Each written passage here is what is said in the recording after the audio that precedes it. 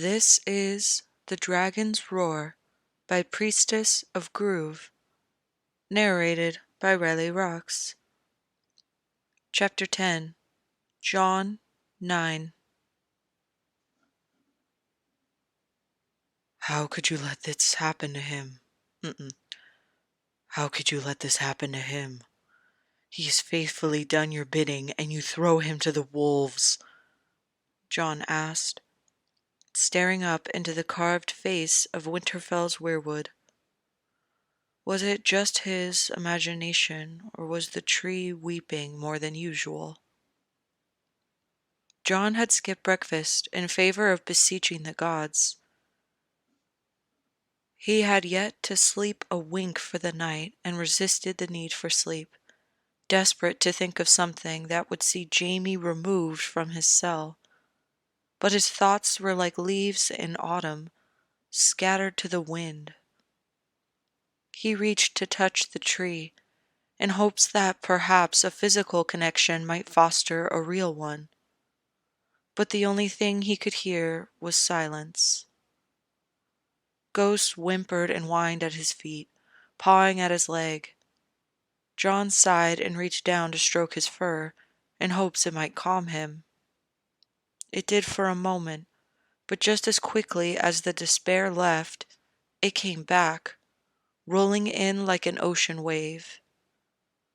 With a heavy sigh, he sat down at the foot of the weirwood.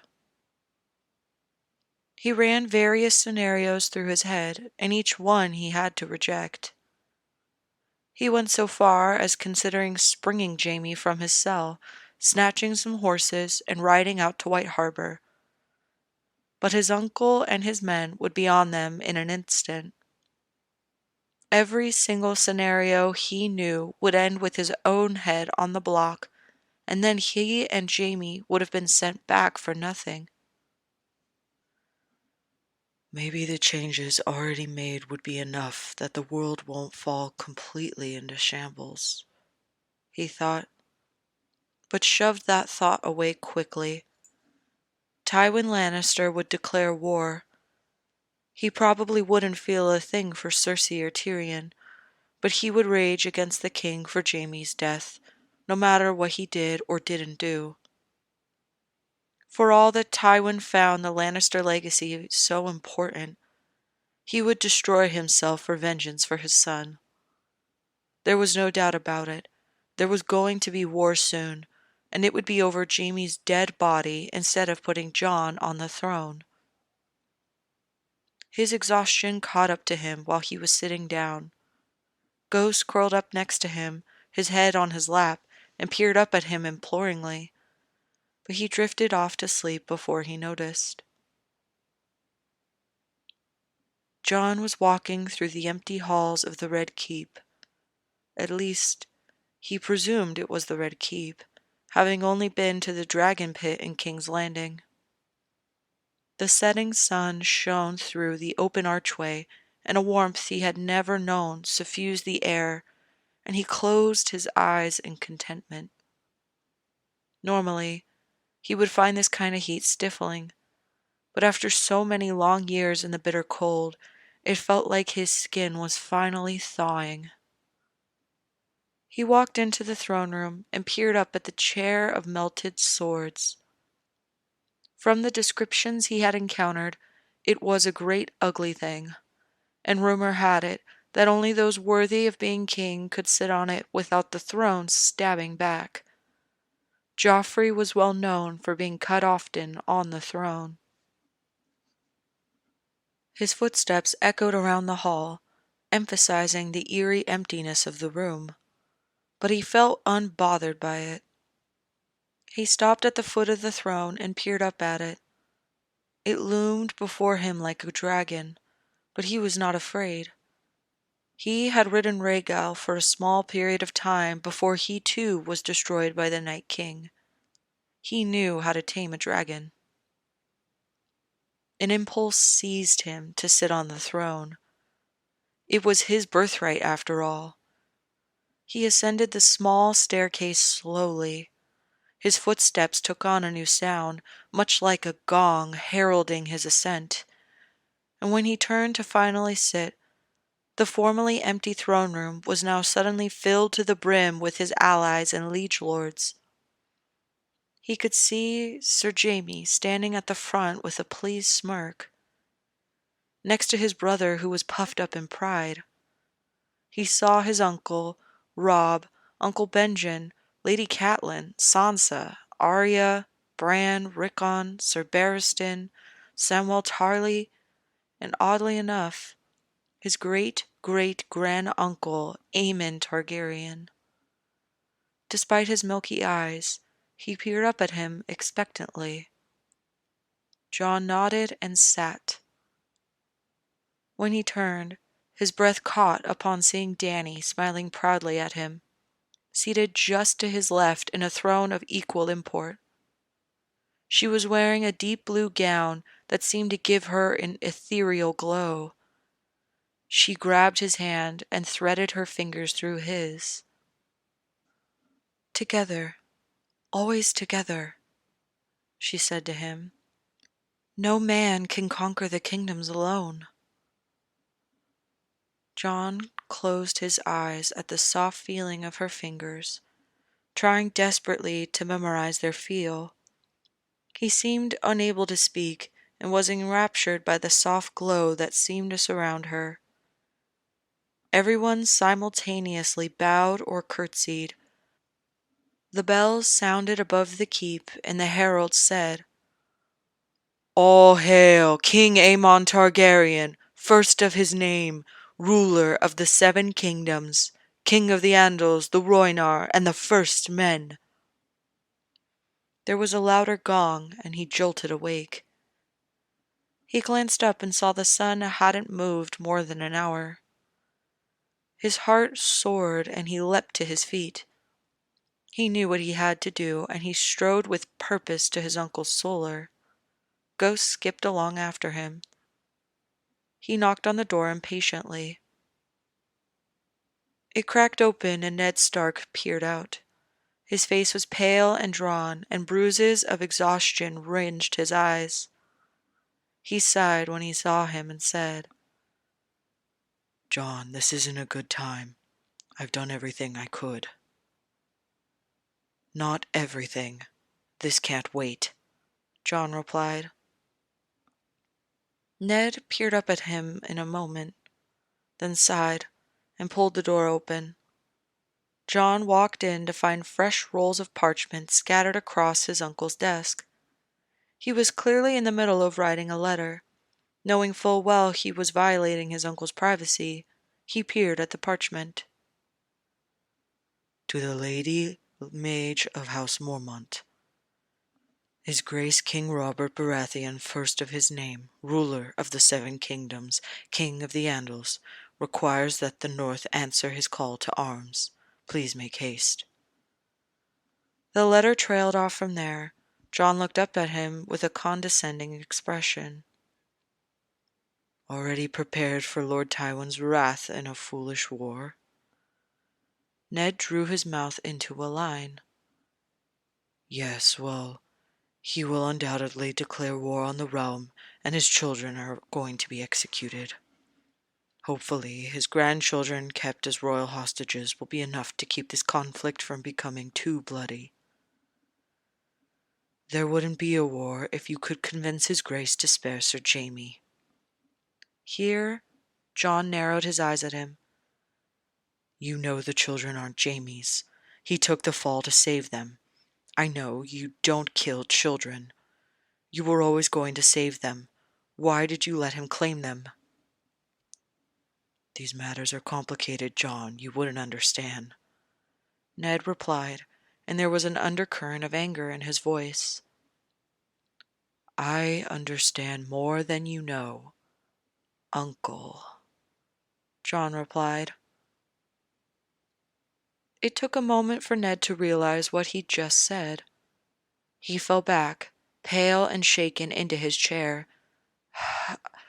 "How do you know?" "This isn't my first time on this earth, Uncle. I was here before. That time went considerably different. I went off to the wall, ignorant of my true heritage, and you went to die in King's Landing. You told me when we parted that you would tell me about my mother when we next met. But instead, you died and left me in the world ignorant. Even now you refuse to tell me. If you knew the truth, then you know why. Because it's dangerous. You know what else is dangerous? The long night. It's coming, Uncle. The next winter will be the world's last. I would know. I died facing the Night King. Westeros was torn to shreds. We weren't united, and the Night King picked us apart. If it was at all possible, his uncle's face became even paler, and he saw his fingers tremble. I'll speak to Robert about this. He'll want to know. There's no reason for you to get involved. That's not good enough, Uncle. That won't save Sir Jaime Lannister. Why are you intent on setting him free? This isn't just about being his squire, is it? Very astute, Jon replied, not being able to hold back the biting edge to his voice. Sir Jaime was with me when I killed the Night King. In fact, Sir Jaime made it possible for me to kill the Night King. But he died, and so did I. The gods have sent us back to rectify the situation. The gods sent you back. He remembers your other life, too. This was never about becoming his squire. He wanted to take you back to King's Landing to claim your throne, Ned said, trying to keep his voice to a whisper, but he was having trouble. He stood up and started pacing the room. Yes, that was a part of the plan. This sword? Its design is from Jorah Mormont's ancestral sword, Longclaw. When I went to the wall, I saved the old bear's life, and he gifted me his ancestral sword as a reward. I carried that sword for near 10 years. I'm more comfortable with this sword than any other. Jaime knew that and commissioned it for me. This is too much. Far too much, Ned said, clutching at his head as though the action would somehow cause everything to make sense. I'll see what I can do about Sir Jaime. No, Jon snapped. We're far past the point of persuading King Robert. I'm not going to let Jaime's life hang on whether Robert's feeling merciful. You could just get him banished to the wall. I've already been on the wall, and all it did was cut me off from the rest of the world and prevent me from properly coordinating with the kings. Kings. Some other time, Uncle, Jon replied through gritted teeth. I need Sir Jaime by my side. You're going to help me overthrow Robert. Ned's eyes grew large. Son, do you realize what you're saying? I do. It's perfect. It would be so easy to take the King Robert as a hostage. Most of the soldiers he brought are Lannister men. We save Jaime, and they'll fall on our side, not Robert's. At the same time, we'll win Lord Tywin's loyalty. What of Queen Cersei? Jon glared. I'll make her a hostage of one of our vassals. She's far too dangerous to be allowed free rein. Plus, she still raped her brother. I don't think I can justify beheading her. I want her exiled, but she's too dangerous just to be sent across the ocean. She needs to be our prisoner for the rest of her days. Too dangerous, what? Not now, Uncle, Jon hissed. I'll fill you in about what happened in my other life another time. We need to prepare. Jon, you're asking a great deal of me. I owe Sir Jaime a great deal. He's a snake, Jon. He can't be trusted. With all due respect, Uncle, I know Sir Jaime a lot better than you do. I have his loyalty, and he has mine. I intend to honor that pledge. If I don't do this... Ned was looking at him nervously. Then I shall be on the chopping block right alongside with him, much to his chagrin, I'm sure." Ned let out a shuddering breath, burying his head in his hands. "What do you need me to do?" "Prepare your man for a fight. If you need a pretense, then just say you're making sure the traitors don't get away," John said, and drew in a full breath, feeling as if he could breathe for the first time. It was always possible this could dissolve into a pitched battle, but they had a chance. Ned frowned at him. "I never taught you to fight like this." "Life taught me I need to do what is necessary. Is this any worse than concealing your dead sister's son for 16 years and lying to the realm and your best friend?" John knew it was a low blow, but his uncle deserved it for all the grief he had given Sir Jaime, not to mention the untold grief he had received for being thought a bastard, especially from Lord Stark's own wife. Ned's face grew dark with rage. "I did what I did to protect you." Sir Jaime's reasons for killing the Mad King were much the same, but you don't give him the benefit of the doubt," John replied coolly. His uncle grew quiet and critical. He studied John for a moment. "He told you why he murdered your grandfather?" "He did," John said. "And if I had been alive then, I would have helped him." Ned stared at him like he didn't know him anymore. It was probably true, but did he ever really know him? "You tried to play the game far too safe, Uncle.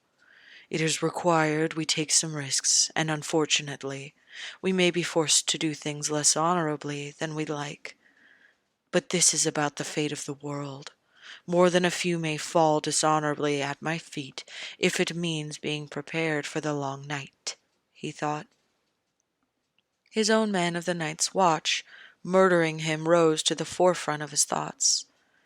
He had done the honorable and right thing in that situation, and was literally backstabbed for it. Never again. "Tell me then," Ned began. "Why did he do it?"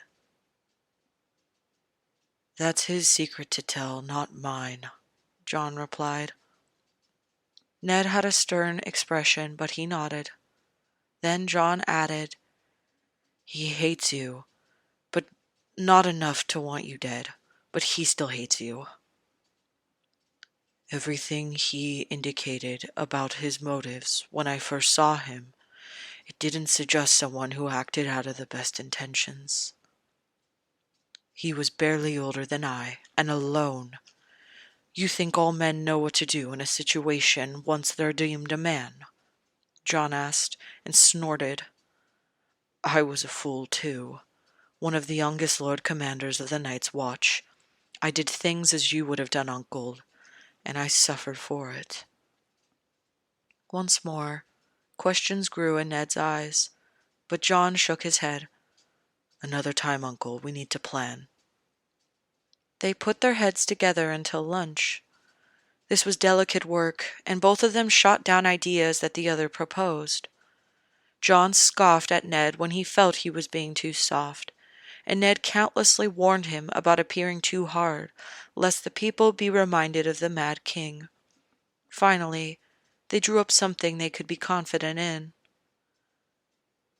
"You've been here too long already. I'll make the rest of the preparations."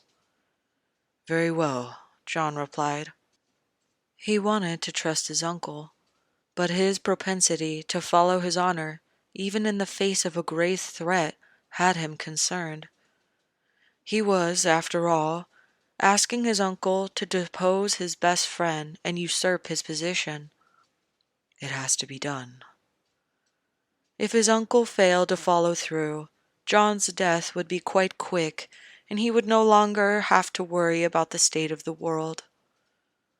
He left his Uncle Solar looking anxious and fuming, as though he'd had another failed discussion about releasing Jaime.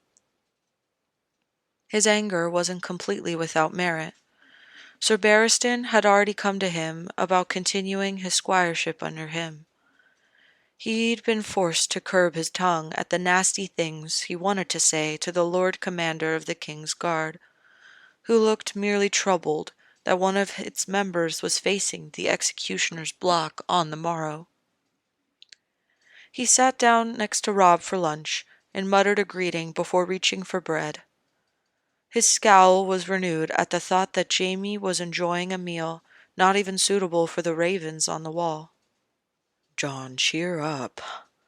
I know Sir Jaime was a great fighter, but do you really want to follow in the footsteps of someone who Robb stopped himself at his mother's glare and amended. "Who lays with his own sister. He's a traitor and a kingslayer. The world will be better off without him." Robb winced when Jon stabbed violently at the roast in front of him. Theon snorted at Jon's anger. "If I didn't know any better, I'd say Snow was already sucking his cock." "Theon Greyjoy, that is enough from you. You don't deserve to be at my table until you can speak with manners and respect." Lady Catelyn snapped at him. He rolled his eyes, but got up and moved from the table with the family to the table with the guards. "I don't believe that horse shit about him sleeping with his sister." "Jon!" Catelyn yelled, pointing the same finger to the guard table. But Jon lingered where he was, glaring at Robb for a response. "But he confessed!" "Under duress. That's never a true confession, and I can't believe you swallowed it." Robb drew his mouth into a line of anger, but Jon had already moved to the same table as Theon, though he sat a few seats away. He ate silently for the rest of the meal and finished quickly. He needed to be calm and focused for the morning, and nothing could do that like going to the training yard and looking for unwitting victims.